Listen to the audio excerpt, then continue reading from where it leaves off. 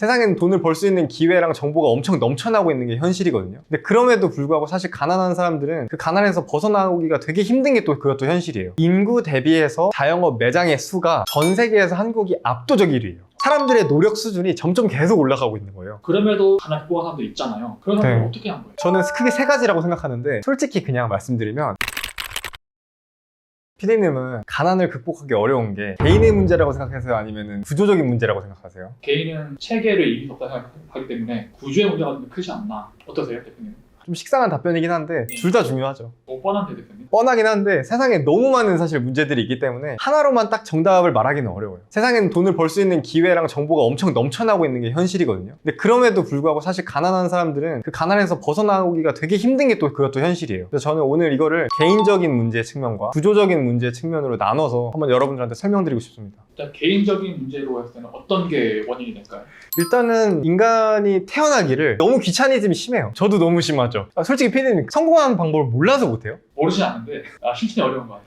그러니까 이게 운동도 마찬가지예요. 우리가 다이어트 하는 거 방법 몰라서 안 해요? 그렇잖아요. 그러니까 성공도 사실은 마찬가지인 것 같아요. 부자가 되는 것도 방법들은 진짜 많거든요. 정보가 도처에 널려 있는데 대부분은 사실은 귀찮고 나의 그 타고난 귀찮음의 성향, 인간의 본성을 이기지 못해서 부자가 못 되는 거예요. 그게 가장 큰 문제죠, 사실. 반대로 얘기하면 그 본성을 거슬러야 부자가 될 수 있는 가능성이 열리는 거죠. 게으른 천재 없을까요? 게으른 천재가 있긴 있을 거예요. 근데 있긴 있는데 항상 세상에는 예외가 존재하죠. 근데 우리가 예외 케이스들을 보고 따라가려고 하면 본인은 예외 케이스가 아닐 확률이 되게 높거든요. 이걸 뭔가 약간 환상처럼 만들어 놓은 유니콘 같아요. 아, 나도 최대한 쉽고 빠르고 편하게 부자가 될 수 있지 않을까? 라는 생각을 사람들이 어렴풋이 하고 있는 것 같아요. 그렇게 성공한 사람들을 보면서 열심히 살아야 된다고 하는 사람들은 오히려 역으로 돌려가면서 저렇게 해도 성공하면 네가 뭘 알아? 이런 식으로 오히려 따져버리면 답이 없는 거죠. 그런 사람들은 사실 대부분 다 부자가 절대 못 된다고 보면 되죠. 부자가 되는 거는 하루아침에 되는 게 아니잖아요. 기본적으로 부자가 된다는 건 정말 한 분야에서 내가 꾸준히 핵심 역량과 실력들을 쌓아 나가가지고 다른 사람들보다는 뛰어난 부분을 있는 상태에서 꾸준히 이끌어 나가면서 구조화가 시켜서 수익이 커지면 그때 부자가 되는 거거든요. 그게 그냥 공식이고 정석이에요. 근데 요즘에는 사실 SNS에서도 그렇고 사람들이 워낙 쉽고 편하고 빠르게 돈을 버는 방법 그런 것들이 있는 것처럼 얘기를 되게 많이 한단 말이에요. 여러 가지 목적을 가지고 뭐 강의를 판매할 수도 있겠고 컨설팅 할 수도 있겠고 그러다 보니까 사람들이 어렴풋이 그냥 쉽고 편하고 빠르게 성공할 수 있지 않을까? 라는 생각을 갖게 되는 것 같아요. 그런 심리적인 부분이 있기 때문에 조급해지는 거죠. 다른 사람들은 다 쉽고 편하고 빠르게 성공하는 것 같은데 왜 이렇게 나는 힘든 거야? 하면서 내가 뭔가를 하다 보면 막상 이 사람은 쉽다고 표현했지만 해보면 어렵거든요. 오래 걸려. 그러니까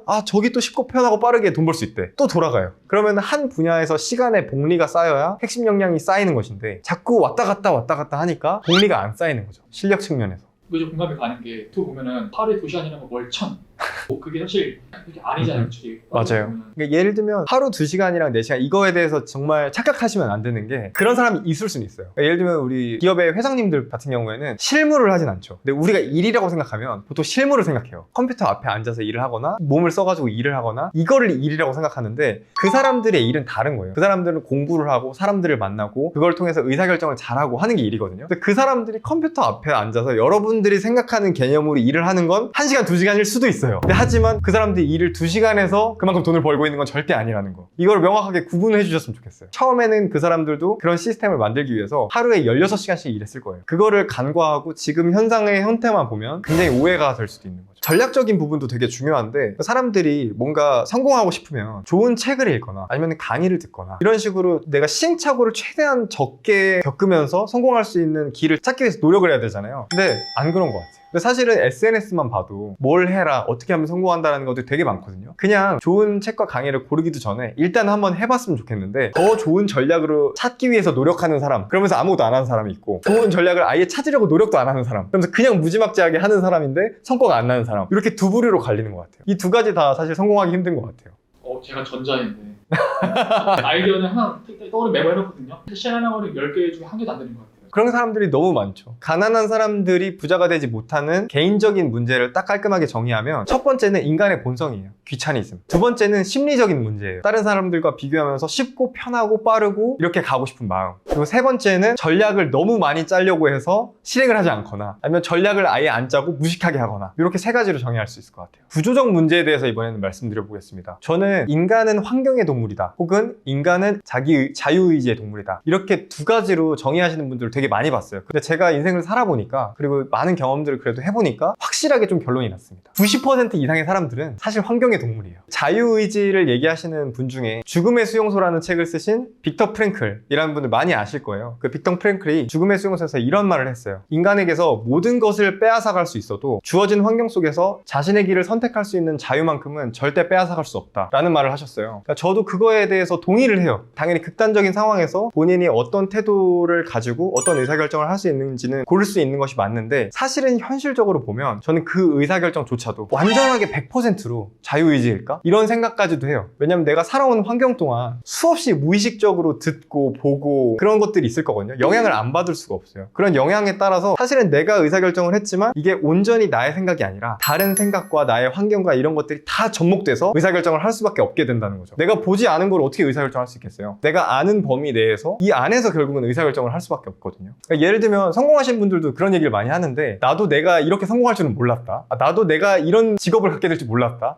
이런 얘기 하시는 분들 되게 많아요. 저도 생각해보면 제가 직업군인일 때 여러 가지 직업들을 되게 테스트를 많이 해봤어요. 전역하고 하고 싶은 일들이 많았으니까. 근데 저는 확실한 건 제가 마케터가 될 거다, 사업가가 될 거다라고는 생각을 해본 적이 없어요. 그러니까 이런 걸 보면은 제가 이 마케터의 삶을 자유의지로 결정을 했나? 저는 아니라고 생각해요. 환경이 저를 이렇게 이끌었던 것도 큰 것 같아요. 그리고 가난한 사람들은 사실은 주변에 안타깝게도 가난한 사람들이 몰려있어요. 전문 용어로 난쟁이의 법칙이라고도 하거든요. 난쟁이들은 난쟁이들끼리만 있어요. 그러다 보니까 가난한 사람들의 의사결정과 가난한 사람들의 가치관과 철학을 가장 많이 경험하고 익숙한 상태가 돼요. 그럼 내가 의사결정을 할 때도 내가 자유의지를 갖고 있긴 하지만 여태까지 가난한 사람들의 가치관과 철학과 의사결정들을 지켜봤기 때문에 그것과 익숙한 의사결정을 할 확률이 기하급수적으로 높아지는 거죠. 그래서 저도 공무원 생활할 때, 직업군인 생활을 할 때 인생을 바꾸기 위해서 정말 여러 가지 시도들을 많이 했었는데, 그 중에 가장 크게 시도했던 게 뭐냐면 만나는 사람들을 다 바꾸는 거였어요. 어떻게 바꿨어요? 제가 첫 번째 쓴 책이 만나는 사람을 바꿔야 인생이 바뀐다 라는 책이기도 한데, 저는 주변에 다 군인들, 그리고 저희 부모님도 그냥 진짜 평범하신 삶을 살아왔기 때문에 평범하지 않고 내가 하고 싶은 일을 하고 싶다라는 마음으로 책을 읽다가 저자의 강연회에 찾아갔었어요. 그래서 만나보니까 그 사람이 조언을 해줬던 게 만나는 사람을 바꿔야 된다, 환경을 바꾸셔라 라는 얘기를 했었고, 그때부터 저자들을 위주로 많이 만나러 다녔어요. 자기개발 작가들, 그런 사람들한테 돈을 내고 강의를 들었었죠. 그랬기 때문에 제 인생이 변화하지 않았을까? 제 상황에서는 그게 사실 최선이었다고 생각해요. 지금 생각해봐도. 만나는 사람을 바꿔야 한다. 되게 중요한 말씀하셨는데, 진짜 평범한 사람이 부자, 사업하는 사람 만나는 기회가 솔직히 되게 어렵잖아요. 말씀하신 돈 내고 또 저자 강연 가는 거 이외에도 노하우가 있을까요?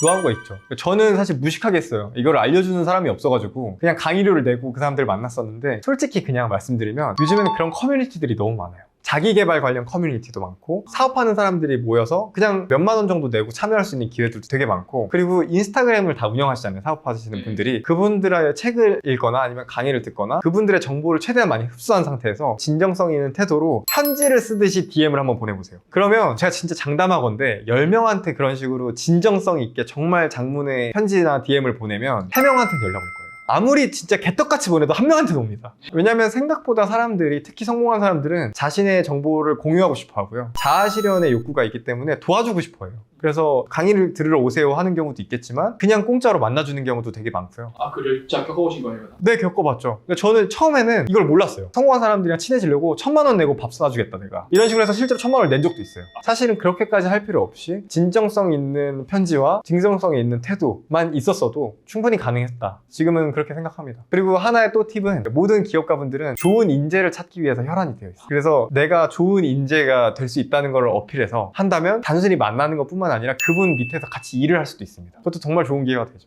그리고 구조적으로 인구 밀도가 진짜 높아요, 한국이. 그리고 자영업자들도 제가 예전에 데이터를 하나 보니까 인구 대비해서 자영업 매장의 수가 전 세계에서 한국이 압도적 1위예요. 그만큼 경쟁이 미친 듯이 치열한 거죠. 그래서 물론 요즘에 MZ들 막 열심히 안 살고 노력 안 하고 워라밸만 좋아하고 이런 기사들도 많이 나오고 하는데, 현실적으로 조금만 열심히 사는 사람들의 세계로 넘어오잖아요. 미친 듯이 열심히 삽니다. 저는 이거를 좀 어려운 용어로 표현하면 노력 인플레이션이라고 생각해요. 그러니까 인플레이션이 물가 상승률이 계속 높아지는 추세를 인플레이션이라고 얘기를 하잖아요. 그러니까 이 노력도 사람들의 노력 수준이 점점 계속 올라가고 있는 거예요. 일반적으로 노력하는 수준들이. 그러니까 내가 노력을 하고 열정적으로 성공을 하려면 평범한 사람들보다 훨씬 훨씬 더 드라마틱한 노력을 해야 되는데 이 정도의 노력을 하기가 쉽지가 않은 거죠 이제는. 옛날에는 토익 시험 잘 치고 운전면허 있고 자격증 몇 개 있으면 이렇게 합격되는 경우도 되게 많았는데 요즘에는 어떤 거예요? 자격증이랑 학위랑 어학 점수랑 이런 것들이 다 있어도 쉽지 않습니다. 요즘 신입들한테도 경력 요구하잖아요 다. 그러니까 사실은 쉽지 않은 게 맞아요. 그리고 또 하나는 학창 시절을 생각해보면 아무도 경제 교육을 안 해줬어요. 예전에 존리 대표님이 유튜브랑 책에서 우리나라 사람들 다 금융 문맹이다 이런 얘기를 하셨는데 저는 사실 100% 공감합니다. 저부터 그래요. 저도 이제 사업을 하고 열심히 살고 일은 진짜 열심히 해왔는데 투자에 대해서는 진짜 문맹이에요. 사실. 지금은 그래도 여러 가지 공부를 하고 주변에 투자를 하시는 분들도 있어서 공부를 했지만 처음에 제가 부동산 투자를 완전 최고점에 사서 물렸거든요. 한 2, 3억 날렸습니다. 그나마 저는 주변에 좋은 환경이 있었음에도 불구하고 배울 의지가 없었기 때문에 제대로 안 배운 거기도 하지만 일반적인 사람들은 저처럼 주변에 경제 관련된 전문가나 인플루언서들이 없을 거잖아요. 그래서 더 쉽지 않은 환경인 것 같아요. 공교육에서도 이걸 알려주지 않죠. 제가 느낀 거는 안 알려주는 거 넘어가지고 안 좋게 주입시키는 것 같아요. 약간 대출하면 절대 안 된다, 주식하면 망한다 이렇게 하잖아요.